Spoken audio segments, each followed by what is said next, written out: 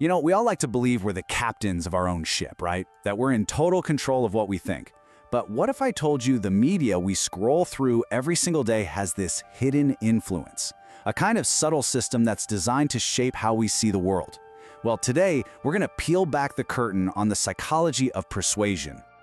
So let's just cut to the chase and ask the big question. Is the media actually, brainwashing you? Okay, the answer here is probably not what you're thinking. This isn't some sci-fi movie with overt mind control or anything like that. No, the real influence is way quieter, much more subtle.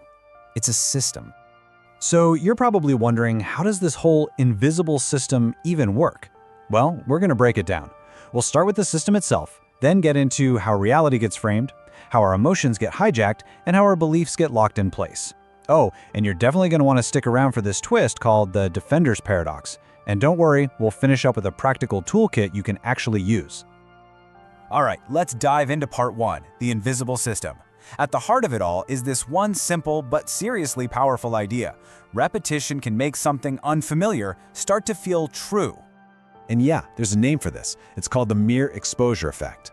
It's this funny quirk in our brains where we start to like things just because we've seen or heard them before. Our brain basically goes, hey, I recognize that. It must be good. It must be right. It's not about logic at all. It's our brain confusing familiarity with truth. Okay, so repetition is one piece of the puzzle, but it's not the whole story. The system also needs to frame our reality.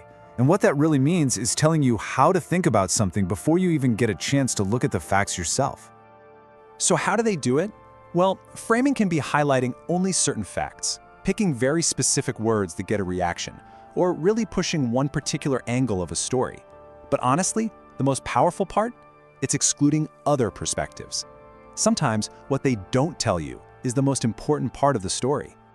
And one of the most classic frames you'll see everywhere is taking our messy, complex world, the one with all the nuance and shades of gray, and flattening it out. Suddenly, everything is black and white. It's good versus bad, right versus wrong, or the big one, us versus them. And man, is it effective. It totally bypasses critical thinking and just amps up that feeling of being on the right team. But framing is just one tool in the box. The next one, well, it goes even deeper, it's more primal. Let's talk about how emotions get hijacked. This is all about shutting down your thinking brain by cranking up your feeling brain. Think about it. When you're feeling really strong emotions, like fear or outrage, your brain basically switches into survival mode. You're not thinking about calm, rational analysis anymore. And that's why content that triggers fear or moral panic is so good at grabbing and holding our attention. It puts our logic on the back burner. It's no wonder that kind of stuff spreads like wildfire online. And this can get even more sophisticated. It's a technique called emotional conditioning. It's like if you repeatedly see a certain group or idea paired with an emotion like fear or anger, your brain creates a shortcut. It becomes an automatic reflex. You start to feel that emotion before you've even had a split second to think about it logically. Okay, so let's recap. We've got repetition, we've got framing, and we've got emotion. The next layer is all about making those ideas stick, like really stick. This part is about how our beliefs get locked in, and it's basically using our own psychology against us. This works through a few really powerful mental shortcuts we all have. First, there's authority bias. We just naturally trust people who seem like experts, often without asking for the full story. Then you've got social proof. If it seems like everyone else believes something, those phrases like everyone is saying, we're more likely to go along with it. And maybe the most powerful of all is identity attachment. When an idea gets wrapped up in who we are, in our values, well, then we defend that idea like we're defending ourselves. All right, this is where things get really interesting and kind of backwards. We're heading into what's called the Defender's Paradox. And this is all about who is surprisingly the main target of all this influence. So after all that, who do you think is actually the most vulnerable to this whole system? Take a second. Who comes to mind? Yeah, the answer is probably not who you think it is. I'm just going to quote the source material directly here because it's so powerful. Brainwashing works best on intelligent people, not ignorant ones. So, what? Why would that be? Well, it's because intelligent people are often way better at rationalizing. They're masters at building these complex, airtight arguments to justify what they already believe.